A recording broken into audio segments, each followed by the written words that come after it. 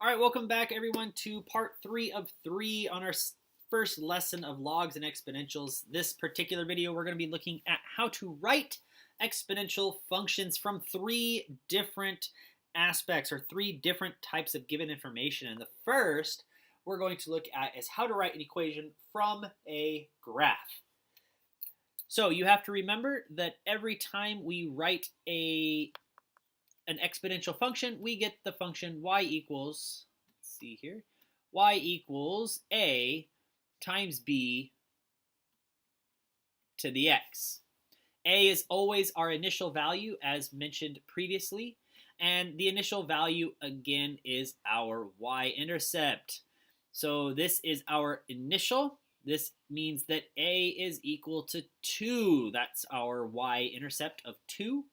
That means we're going to start with y equals 2 times b to the x. Now, graphically, more often than not, they will put on the y-intercept. That means you have half of your equation already written for you.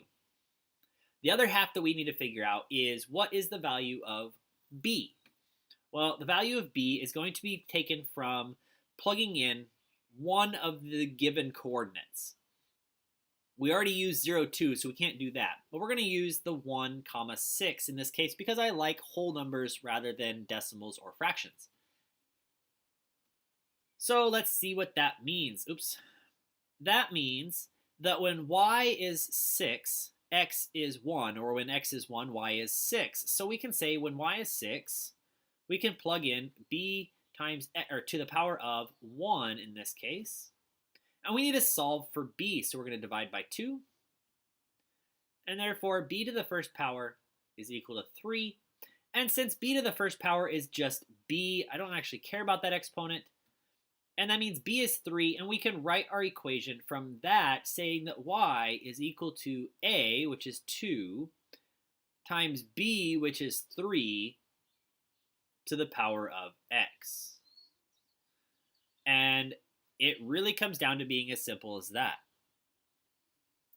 Finding the value of a and finding the value of b and substituting them into your equation. All right, well, that was a growth model. Look, as x increases, y increases. And let's look at a decay model next. The same idea. Again, obviously, we're going to say y is equal to a times b to the x. We're going to use this that didn't get labeled as the point 0, 1. That means that a is equal to 1. And then we're going to use this coordinate again because I don't want to use the decimal to solve for b. So here we go. We're going to start with y equals 1 times b to the power of x. And then we're going to substitute in our new values of y. In this case, y is 4. Multiplying by 1 is really not important, so I'm going to not write it. B to the power of negative 2. Now we're going to try to solve for b here. Now this one's a little bit more challenging as it's not a 1. However, we're going to use our properties of exponents. It says that b to the negative 2 just means 1 over b squared. And then we're going to use our solving technique saying we can cross multiply here and we get 4b squared equals 1. We can divide by 4 and divide by 4 and we get b squared is equal to 1 over 4. And when we square root both sides of this equal sign, we get b is equal to 1/2. We have a, we have b. That means we have enough information to write our equation. Y equals 1 times 1/2 to the power of x. And again, since multiplying by 1 is not really important, we're just going to write it as y equals 1/2 to the power of x. Now we have our equation.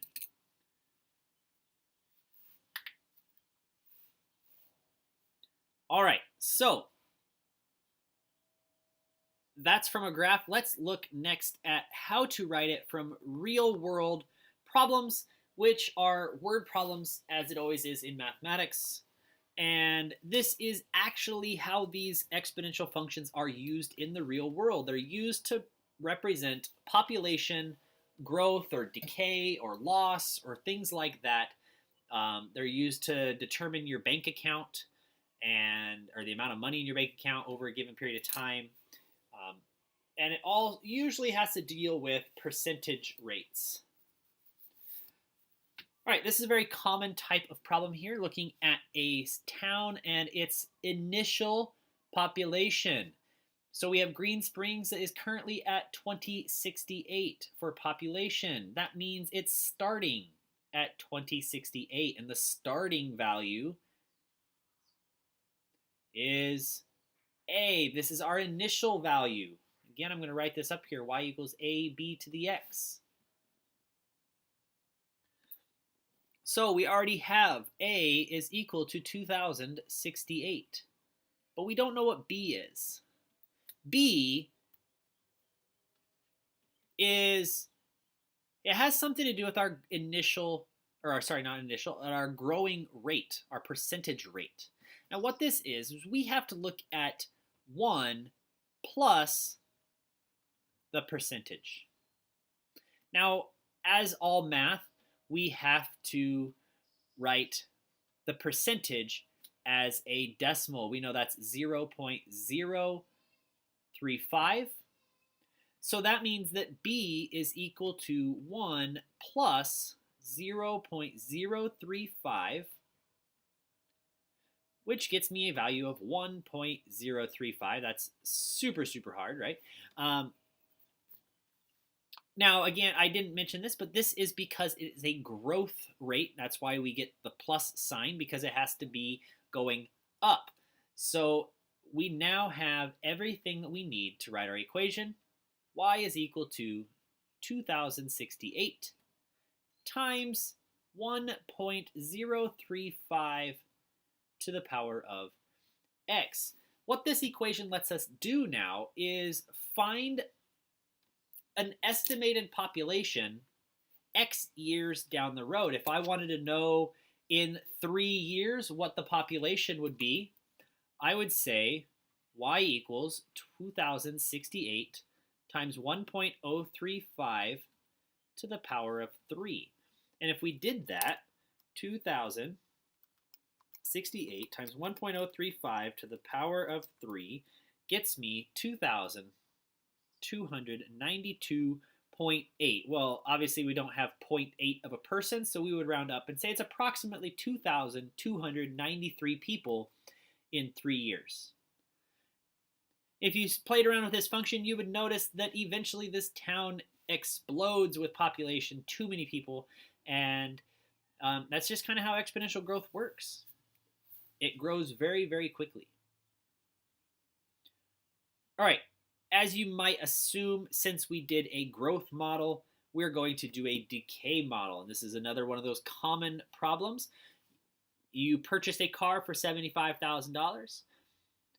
It is said that your car loses value by 1.7% each year. We want to know how much the car will be worth in 10 years. So we need to write an equation that can model that information. So we have, again, you purchased a car for this amount of money. That is your A value because that's where it started.